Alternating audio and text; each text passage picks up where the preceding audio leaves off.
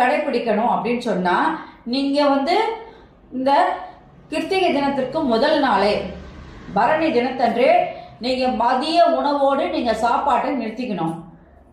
இரவுல பால் பழம் இது 2 மட்டும் நீங்க எடுத்துக்கிட்டு மறுநாள் கார்த்திகை, அதாவது இந்த கார்த்திகை நாள் முழுவதுமே நீங்க விரதம் இருந்து சாயங்காலம் 6 மணிக்கு நீங்க பூஜை பண்ணி வழிபாடெல்லாம் முடிச்சதுக்கு அப்புறம் நீங்க உங்க விரதத்தை கைவிடலாம்.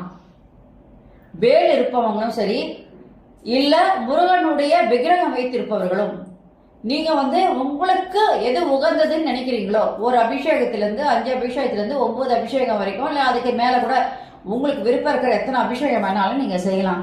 மற்றவங்க எல்லாம் அந்த படங்களுக்கு நீங்க சந்தன குங்குமம் விட்டு அதுக்காக பூக்கள்லாம், வாசனை பூக்கள்லாம் போட்டு நீங்க வழிபாடு செய்யலாம். அதெல்லாம் நான் பழைய இதில் சொல்லியிருக்கேன், அதெல்லாம் கேளுங்க. கேட்டீங்கன்னா உங்களுக்கு எல்லாம் தெரியும். அன்னைக்கு நீ முக்கியமா படிக்க வேண்டிய புஸ்தகம்னு பாத்தீங்கன்னா கந்த சஷ்டி கவசம் படிங்க, கந்தர் அலங்காரம் படிங்க, கந்தர் அனுபூதி படிங்க, 108 போற்றிகள் சொல்லுங்க. இதெல்லாம் நீங்க சொல்லிட்டு நீங்க வந்து வழிபாட ஆரம்பிக்கலாம். இப்படி நீங்க வந்து இந்த அபிஷேகம் உங்களால வீட்டுல செய்ய முடியல, பூஜை செய்ய முடியலன்னா நீங்க கோயில்ல போய் கோயில் அபிஷேகங்கள் தொடர்ந்து அன்னைக்கு நடந்துகிட்டே இருக்கும். அந்த அபிஷேகத்துக்கு தேவையான பொருட்களை நீங்க வாங்கி கொடுத்துட்டு அந்த அபிஷேகத்துல நீங்களும் கலந்துக்கலாம். சரி, அபிஷேக பொருள் வாங்க முடியல அப்படின்னு